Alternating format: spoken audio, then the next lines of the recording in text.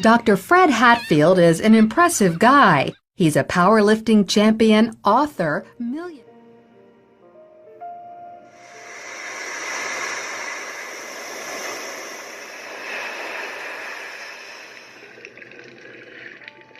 Businessman with a beautiful wife.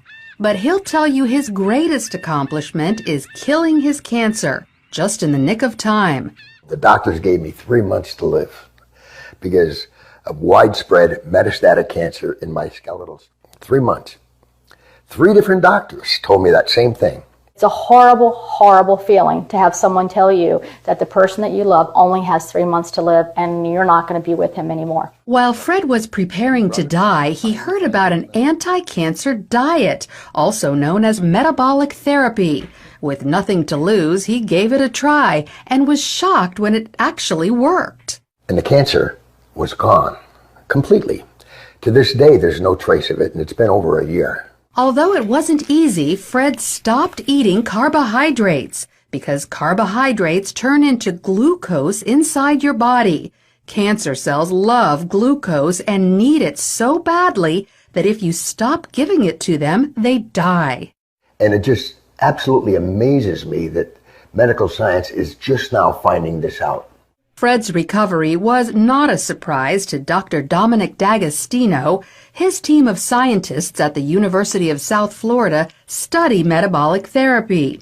When they removed carbohydrates from the diets of lab mice, the mice survived highly aggressive metastatic cancer, even better than when they were treated with chemotherapy. We have dramatically increased survival with metabolic therapy. So we think it's important to get this information out. And it's not just lab mice. He's also seen similar success in people, lots of them. I've been in correspondence with a number of people, probably at least a dozen people, and over the last 1.5 to 2 years, and all of them are still alive, so despite the odds.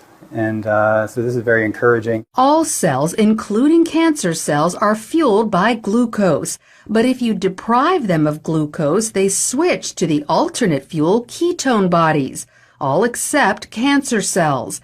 A defect prevents them from making the switch to using ketone bodies as fuel, and therefore cancer cells can only survive on glucose.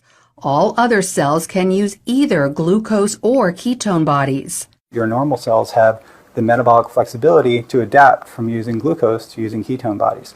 But cancer cells lack this metabolic flexibility, so we can exploit that. People like Fred, who deprive their cells of glucose and fuel them with ketone bodies instead, eat what's known as a ketogenic diet. It consists of almost 0 carbohydrates, but lots of natural protein and fat. You can go online and there's just cookbooks and, it's clean eating, just very clean eating. None of the sugars, the salts, the trash food. Natural proteins are ones in their original form, but processed meats like cold cuts and hot dogs are off limits because often carbohydrates have been added to them. Natural fats are in their original form, like olive oil, avocados, nuts, and also coconut oil. But stay away from trans fats such as shortening or margarine, which are man-made. Some people are afraid to try the ketogenic diet because they think all this fat is bad for their heart. But more doctors are now saying natural fat is actually good for you, even natural saturated fat like coconut oil and butter. Doctors like cardiologist Stephen Sinatra. Is cholesterol the major cause of heart disease? Absolutely not. In his book, The Great Cholesterol Myth, he says the real cause of heart disease is inflammation, which comes from eating too many carbohydrates. We need to coach our patients and empower them about the dangers of sugar.